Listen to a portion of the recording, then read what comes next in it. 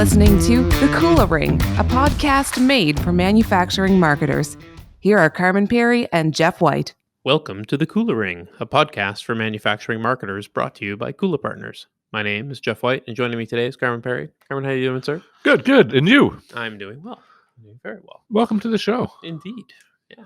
Thanks for showing up today. Yeah, well, it's my job. So. And I know this one will air later, but I think it's always interesting, to talk about the now. And this is the last podcast we're recording before breaking for the holidays. Yeah, I'll believe it when I see it, because we've been on a bit of a sprint of late, and so we'll see. Yeah, we'll see. But it's fun. It is, for sure. This is one of the more enjoyable parts of the job, no question. Absolutely. And today we're getting to talk about one of our absolute favorite subjects, of course, ABM, account-based marketing. That makes it sound boring. I think our favorite work subject. I mean, I think people should know that we're probably more interesting people in real life. We don't just always talk about marketing. So. Well, but I think they want to know that we actually know what we're doing. Yeah, that's helpful. And maybe it happens not just when we're in the office. Indeed. But yeah, no, ABM. Today's show is going to... look, I'm excited to dive into it because I think sometimes when people... look at ABM, it can sometimes feel like you're boiling an ocean, like, oh, I've got to select an ABM platform. There's not a lot of kind of feature parity between them, so that can take you a very long and winding road, and how to structure a pilot, etc. I mean, there's a lot of questions that emerge, and today's guest is, I think, taken a unique approach and has learned along the way, and I'm excited that he's here to share it with us. Yeah, and it is always nice to talk to somebody who has actually practiced ABM. Indeed. And is not just thinking about it, because it is still very much a new thing. Yeah. So joining us today is Taylor Naruski. Taylor is the marketing communications leader at ARCA. Welcome to the Kula Ring, Taylor. Welcome, guys. Pleasure to be here with you before you guys head off into what will hopefully be a relaxing couple of weeks of napping and just hanging out.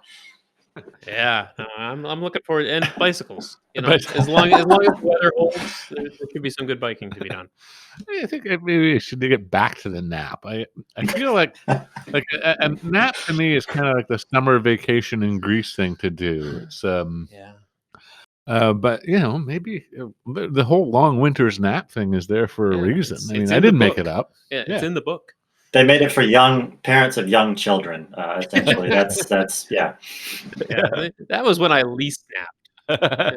But most wanted to. Yeah, I know. Mine are teenagers now, and you can't get them out of bed. So. Well, look, Taylor, let's let me tell our listeners a bit about you and ARCA, because ARCA is an interesting little business, and it's not one that kind of people think about often, I think.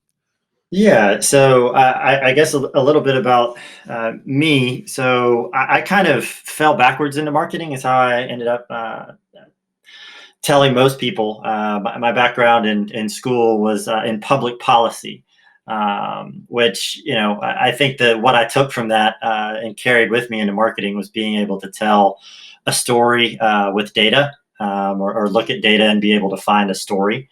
And ended up landing at a small medical marketing agency, one of those very small shops with about 6 employees, and kind of got thrown into the deep end and found out that I really liked learning any kind of marketing technology. So, being able to send newsletters through marketing automation platforms, social media strategy, doing a little bit of WordPress and that type of thing. So I got to try my hand at a lot of things, along with telling doctors that no, you can't write that on the internet. That's a bad idea. Don't do that.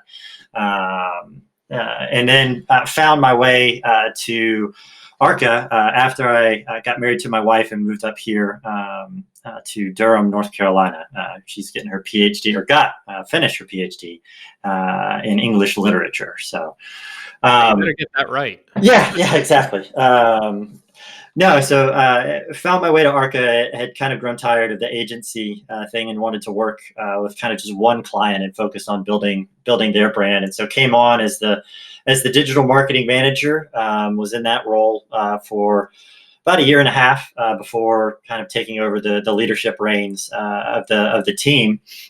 And so, more specifically about what ARCA does. Been in business for 22 years.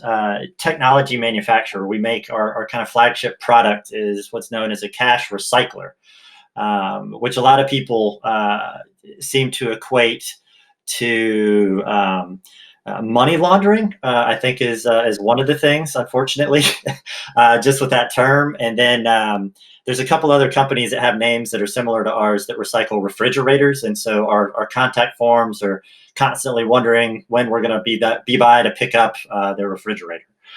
But the actual cash recyclers is a pretty simple machine. It does just a couple important things. It accepts cash and it dispenses cash, and in between, it's stored in a secure vault. You'll typically find these in banks and credit unions, on the teller line or in the customer service. Universal banker desks if they have an open floor plan, or in retail shops in the back office where they're starting their doing start funds or kind of end of the day till management type of stuff. And then we also take some of those component parts that make up a cash recycler and sell them to folks that make kiosks. So we have an OEM channel, so something that you would see at a like car wash or a movie theater, somewhere where it accepts cash and dispenses cash, essentially. That's very cool.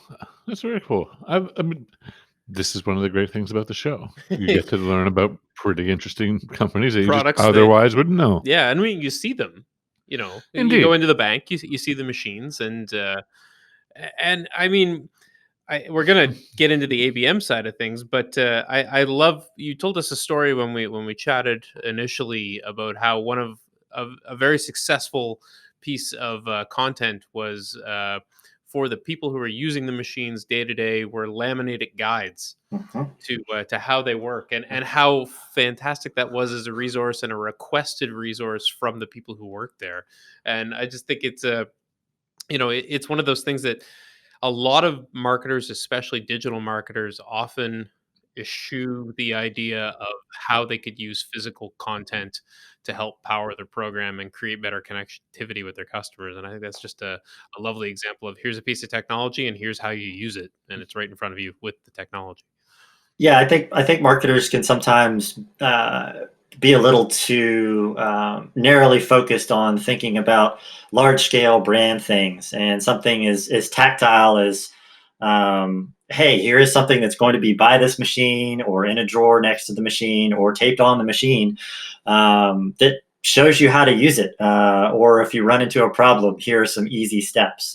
We are like most manufacturers and have really long, very thorough, very detailed manuals. But most of us, would much rather prefer be able to look at something and decide, can I fix this myself or do I need to give somebody a call? And that was kind of the thought. We have a good relationship with our service executive leader and our service team leaders here, where they're able to kind of come to us with some ideas or say, here's some things that we're thinking about. And that was one of the projects that came out of our conversations that we had, I think, roughly this time last year. I love it. And I mean, there's a lot of companies, manufacturers included, who would force people to go to a landing page and enter their information and count the conversions in order to access that document.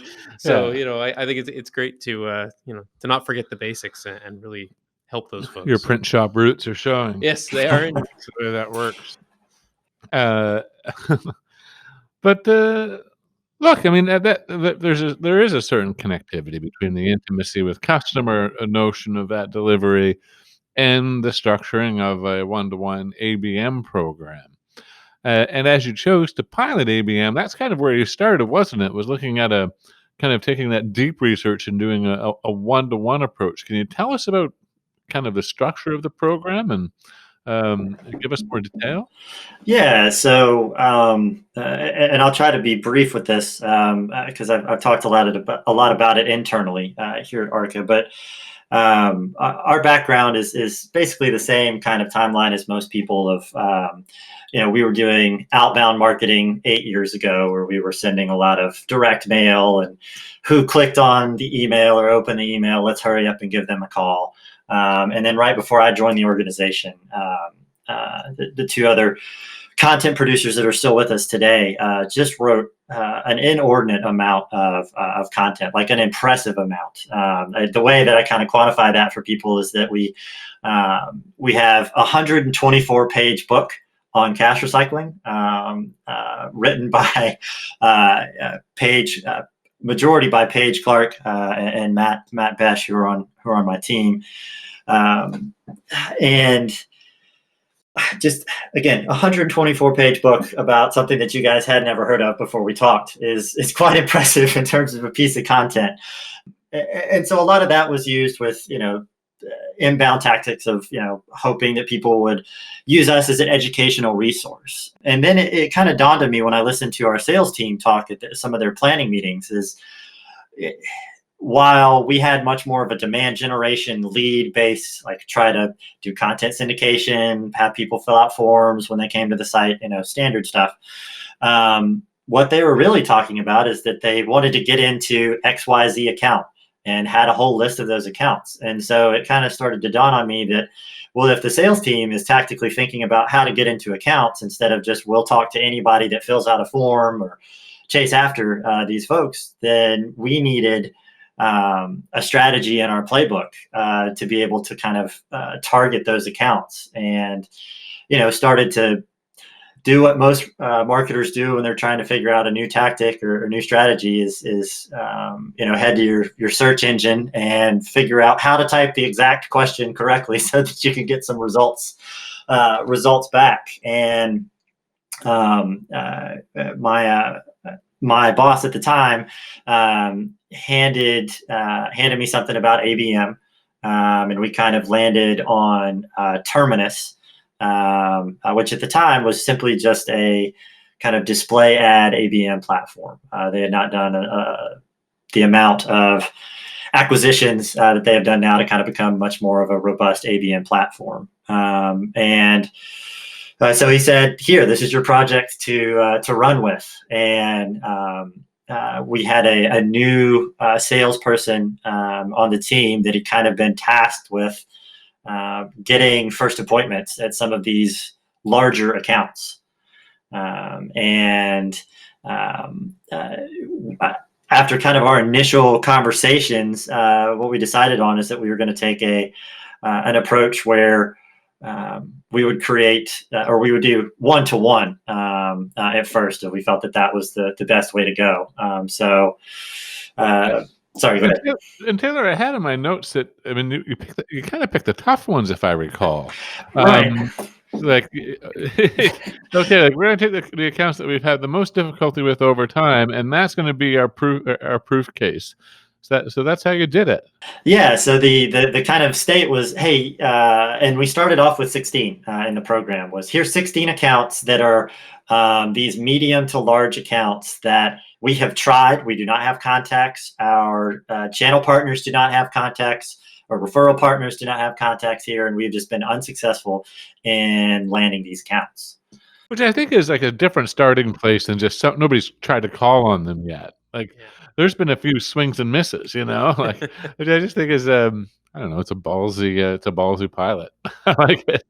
Yeah, it's you certainly don't want to do, well, these are our dream accounts, and if we landed this, then we would all get promotions and medals and be deemed heroes. But let's prove that we can get into some of these accounts with this methodology, because what we've been doing up to this point hasn't really worked. They aren't coming to the website, they aren't responding, or we can't get through with calls and direct mail and emails. So what's a more comprehensive approach to trying to gain their attention in a trustworthy manner that they actually want to talk to you too? That's the other part of you can always get attention. It's just, do they want to talk to you after you've gotten their attention? Exactly right. And I think one of the things that's really nice about this too is just the the fact that your sales team identified, first of all, that they even had target accounts, is impressive. It doesn't often happen. I mean, it is a normal thing for sales. It's just that we're often shocked at the number of sales organizations we encounter that don't have target accounts. Exactly. I think. Yeah, and that they were willing to look. We've had a hard time with the tactics that have worked in other places with these accounts. So what can we do in order to see if this is going to work? I love that. I Yeah, think it's nice that's that it really started cool. from a place of that collaboration. Yeah, for sure. Well, and anything you read about ABM is always going to talk about being aligned with sales. And, I think at our organization at that time, um, we were decently aligned, but I would say for this ABM pilot, kind of the key factor was being aligned with that singular salesperson. I think that a lot of the success came with somebody whose main focus was those accounts that we were working on for utilizing these tactics, that they were solely focused on that as opposed to chasing other things in addition to this. This is the last thing that they wanted to do, or somebody gave them this task. It was, nope, this is your job, focus on doing X, and we'll see how this turns out. Are your digital marketing efforts bringing in too many junk leads? Stop wasting time and distracting your sales team. Account-based marketing can help give your marketing strategy the laser focus on qualified buyers that you need to increase your pipeline velocity, close more deals, and grow your business faster. We've created a sample manufacturing ABM plan to help you get started. Download the sample manufacturing ABM plan at bit.ly/sampleabm. That's bit.ly/sampleabm. So, what was the extent of the one-to-one campaign? Can you give me a bit of the kind of the overview of the anatomy of it, if you will? What did you do for research? What was the account-based advertising approach? The extent to which it was customized, et cetera. So sure. It was really simple. I know that a lot of larger organizations, that the research can include market position and just lots of kind of in-depth research with these very large sales that they were doing. One of the benefits that we have in the ABM space is most people are talking about fit, of finding the right fit. That's usually from a software perspective. But as a manufacturer and somebody that's been in business for 20 years, our bread and butter is banks and credit unions, and there is a limited number of those. They are not rapidly opening new banks and new credit unions throughout the year in that way. And so, and basically, if you're a bank or a credit union, you can use what you sell. Exactly. Yeah. There's not a whole lot of well, actually, we couldn't. We're not interested in improving our operations and our customer service. That's. We keep the cash in a box on Jimmy's desk. Right. Exactly. So, kind of the assets that we ended up creating was a landing page, and that landing page, fairly standard. To start with, but as we got into the details and fleshed it out, it became a bit more thoughtful, which I think is kind of the whole purpose of ABM. Had about 4 sections on it. The kind of title header and what we were covering in each of those sections was tied to our company's core values. So explaining a little bit about ourselves, what we had to offer, but not in detail. Had a video talking about how easy we were to work with from a lot of our customers that our wonderful in-house videographer made. And then probably the strangest thing was the final section had a picture of the saleswoman who was going to be doing the outreach. And basically, it didn't have a form. We weren't trying to capture your information. It was basically saying, hey, we're going to contact you. This is the person that will be on the other line calling, or behind that email that you'll see in your inbox. And we're not here to pressure you if you've taken the time to click on this ad into giving us your information. It's incumbent upon us to find your information and contact you that way. So I thought that was a little bit of a different approach. So did you resist the urge to even put the sales woman's phone number and email address on there? No, so I didn't go that far. We did put phone number and email on there if somebody wanted to reach out. Okay. I was gonna say that would be even more kind of Yeah. standoffish in a way, Yeah. or something, which is I kind of like. Yeah, so had that landing page. We had a number of ads, and like those one the like other one-to-one ads, we used their name, the company's name in the ads. Felt that was more attention grabbing. We didn't try to do anything like use their logo because that's a great way to get cease and desist letters from companies that very much are protective of their brand for good reason.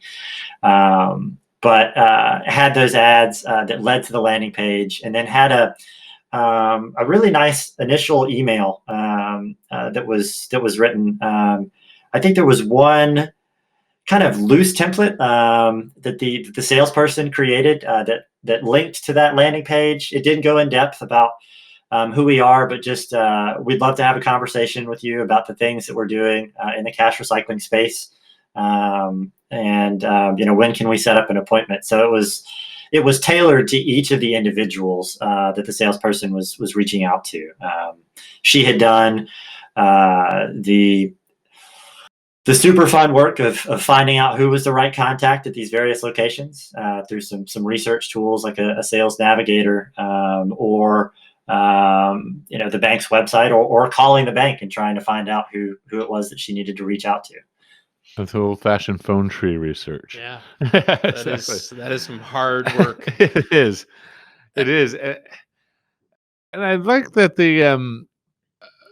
look, I think sometimes a lot of marketers get in their own way as they think about sales, especially those that are not particularly, or haven't sold themselves. So they think almost in some ways it's a bit of not a bait and switch, but like you kind of like like like you have to be somehow not obvious about what your intentions are. And there's but the fact of the matter is, I mean, good sales is just simply it's okay to say you want to have a sales conversation, Yeah. and we have something here that can help, and do so respectfully, and not have to I don't know, play hide the weenie or whatever. Well, and I also like how you approach the landing page. I mean, it would have been very easy to just talk about, how much faster and more efficient the cash recycler is than the competition, or anything like that. But instead, you talked about the ease of working with you. In a video, and is that coming from a place of research or knowledge that the industry is not normally that way, or what was the reason for including that? Because our machines aren't simply something like most people that talk about like something software as a service or something like that. It's changing some back end processes. Your IT people are going to have to really pivot and maneuver what they do, and several of their employees have to fill out new forms. Our machines are physically changing the space in an organization, and then changing these processes that, really, when you look at cash handling hasn't changed in hundreds of years. Of well, I need some more cash. I've got to go back to the vault. We got to have two people here to take a look at this to make sure that cash is accounted for. And now that, once you bring in our machine, you no longer have to have dual control events. And so the thought process was that, this is going to be something that's going to disrupt your physical space and then disrupt processes. And I feel like if you don't have a good service-minded message, even from the beginning, as a manufacturer, that that someone's going to look somewhere else, because the machines, yes, there are features, and this one has this widget and that one has this other widget, but like, people want to work with people that are easy to work with, particularly when you're going to disrupt that much of their time. And if you do that well, and you talk about it on the front end at the beginning of the message when talking to customers, I think that sets you up for success, and sets their expectations a little bit higher for you. And if they were to go, do their research on a competitor. So, Yeah, that's a nice bit of insight. Yeah, I like that.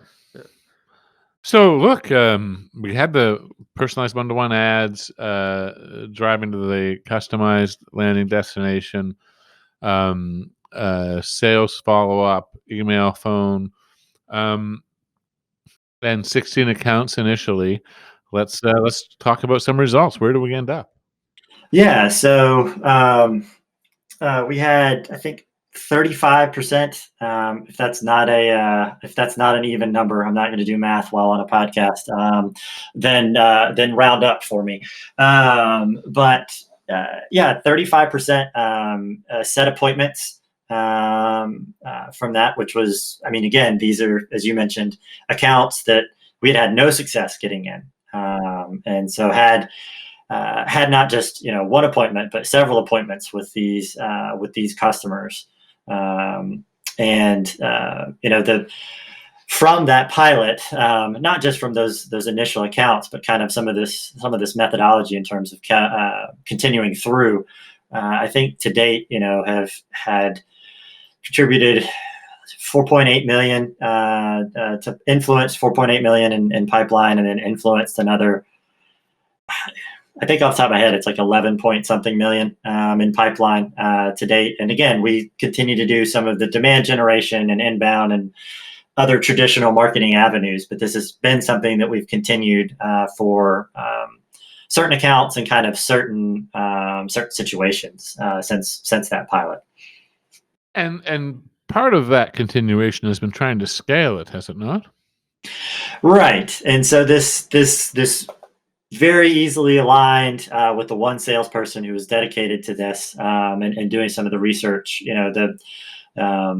Lots of people kind of start off in the one-to-one, and then you try to do the one-to-many. And I would say that the one-to-many efforts, they were a bit more of the like, this salesperson chooses 40 accounts, that salesperson chooses 40 accounts, and for the next 2 months, 3 months, we're going to go after those accounts for those salespeople. I think the administrative burden to stay aligned with the salespeople on these are the accounts and what's happening, and being able to feed them information in real time, I think became a little bit onerous a couple of times. And probably the research of, I mentioned that initial salesperson, and she was very dedicated and a very good researcher online to be able to find contacts. And while when we moved to having a lot more accounts, that became a lot harder as that spread across the sales group, because this. Yeah, and that competency is not universal among salespeople. Let's be clear. Correct. Yeah. That's not being disrespectful to those salespeople. It's just it's not a natural part of the beast, really. No, absolutely. And I think the other sales folks that didn't take to that naturally, like their kind of sales rhythm looked a little bit different. And they were going after, when we tried to do the one-to-many, they were going after accounts of all sizes, as opposed to a specific set that had criteria. So if you were to play what would you do differently? I think the criteria for the accounts that we may have gone after in that one-to-many would have been much tighter, probably a smaller number, because if you're trying to do,